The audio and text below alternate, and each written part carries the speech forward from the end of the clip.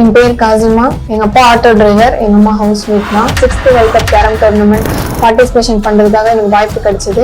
Women's doubles, woman singles மூணுத்தையும் win பண்ணிருக்கேன். தந்தை ஆட்டோ ஓட்டுநர், மகள் உலக கோப்பை கேரம் சாம்பியன். தமிழகத்தை சேர்ந்த இளம்பெண் சாதிச்சு காட்டியிருக்காங்க. மீண்டும் உலக அரங்களை ஒழிச்சிருக்கு இந்தியாவின் குரல். செஸ்ல குகேஷ் போல கேரம்ல உலக சாம்பியன்ஷிப் பட்டம் வென்றிருக்காங்க சென்னையை சேர்ந்த காசிமா. விளையாட்டு துறையில மீண்டும் மீண்டும் சாதனைகளை குவிக்குது தமிழகம். சென்னை காசிமேடு பகுதியை சேர்ந்தவர் மாபு பாட்ஷா. இவர் ஒரு ஆட்டோ ஓட்டுநர். இவருடைய மகள் தான் காசிமா. இவங்க இப்போ உலக கோப்பை கேரம் சாம்பியன் பட்டம் வென்றிருக்காங்க. இந்தியாவுக்காக கேரம் உலக கோப்பை போட்டியில கலந்துகிட்டு தங்கம் வென்று நாட்டையே பெருமைப்பட வச்சிருக்காங்க காசிமா.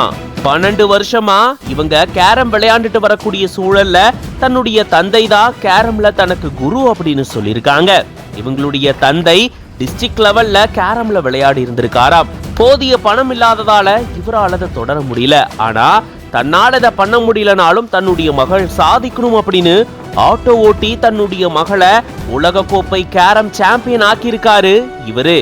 12 ஆண்டுகள்ல 10 தேசிய போட்டிகள்ல காசிமா கலந்திருந்திருக்காங்க. 2023 ஃபெடரேஷன் கப் CV நேஷனல்லையும் கலந்துக்கிட்டாங்க.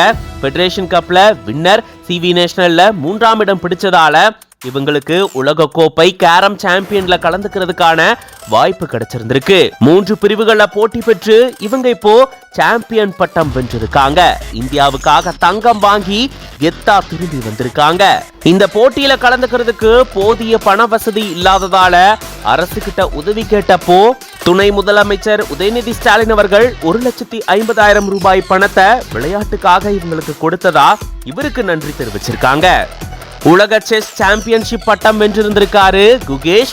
இப்போ அதே வரிசையில கேரம்ல உலக கோப்பை சாம்பியன்ஷிப் பட்டம் வென்றிருந்திருக்காங்க சென்னையை சேர்ந்த காசிமா. இப்படி அடுத்தடுத்து விளையாட்டு துறையில பல சாதனைகளை புரிஞ்சிட்டு வருது தமிழகம். இது பத்தின உங்களோட கருத்துக்களை கமெண்ட்ஸ்ல சொல்லுங்க. மேலும் பல செய்திகளுக்கு பிஹைண்ட் நோட்ஸ் பேஜை ஃபாலோ பண்ணிக்கோங்க.